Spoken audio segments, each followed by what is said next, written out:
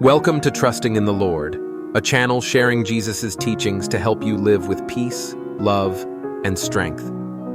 Today, we explore repentance, the path back to God, the sacred turning point of the heart where sorrow meets mercy and sin meets grace. Repentance is not about guilt or fear. It is about love, the kind of love that draws us back home when we have wandered far. Through repentance, Jesus opens the door for renewal, forgiveness, and a new beginning. Chapter 1. The Call to Turn Back. There comes a moment in every soul's journey when God whispers, "Come home." This is the essence of repentance. Not a punishment, but an invitation. Jesus told the parable of the lost sheep not to shame the one who strayed, but to show the joy of the shepherd who goes out to find it. Repentance begins when we recognize that we have wandered, and we hear that gentle voice calling our name. No matter how far we've gone, his call remains the same. Return to me, and I will return to you. Chapter 2. The Weight of Sin. Sin isolates us from the light of God. It creates walls in the heart and burdens in the soul. But Jesus never wanted us to carry this weight alone.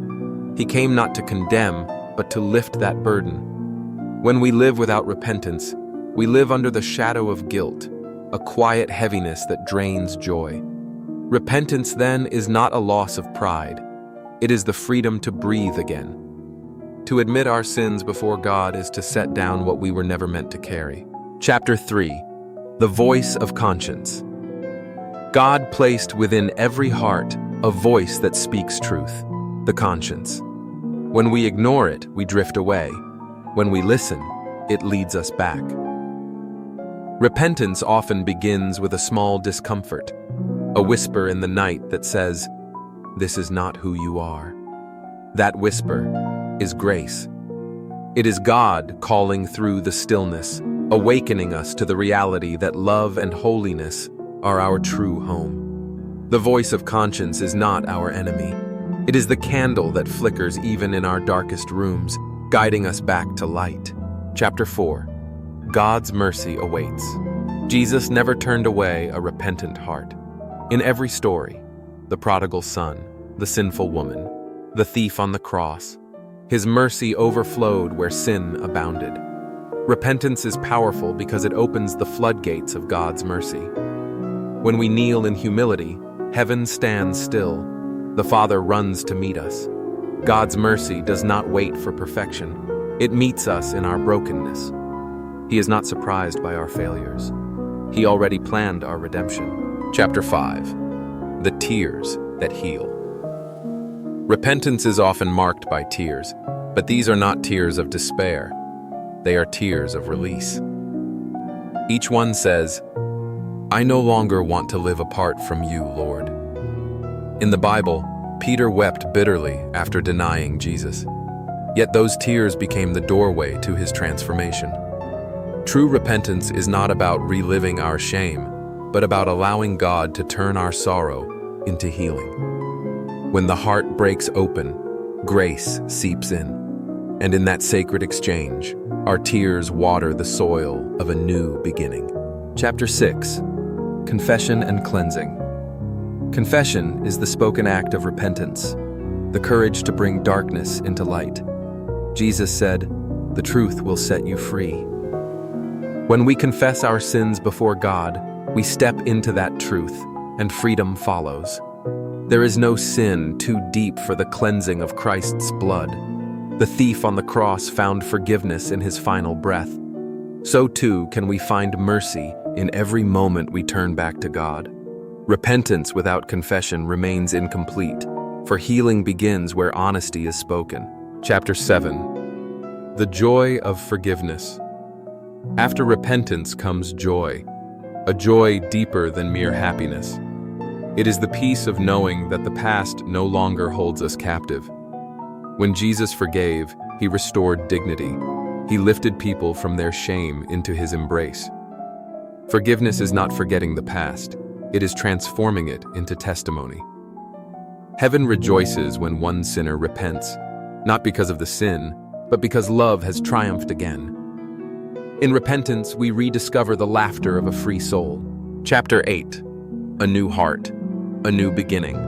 Repentance is not only about turning away from sin, it is about turning toward something better.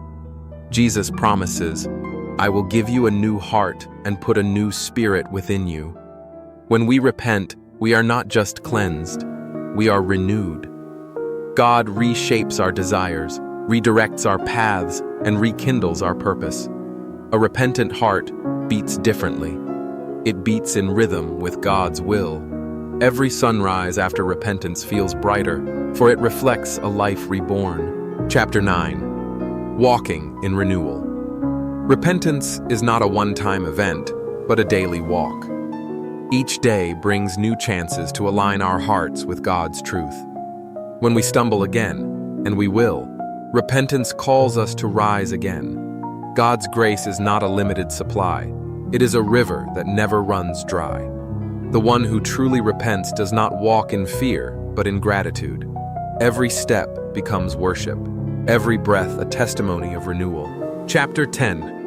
Living as a Witness of Grace. The fruit of repentance is transformation. A life once marked by sin now shines with compassion, humility, and peace.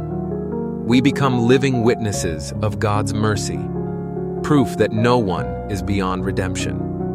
Our story of repentance becomes a message of hope for others still lost in darkness. When we live forgiven, we inspire forgiveness. When we walk in grace, we lead others home. That is the beauty of repentance. It doesn't end with us, it multiplies through us. Closing. Repentance is not a sign of weakness. It is the doorway to strength. Through it, we rediscover who we are in Christ, beloved, forgiven, and renewed. May today's message remind you that no sin is greater than God's love and no distance too far for His mercy to reach. If this message touched your heart, please like, subscribe, and continue walking with us on this 100-day journey with Jesus' teachings. Every day is a new chance to turn back, to begin again, and to draw closer to Him. See you next topic.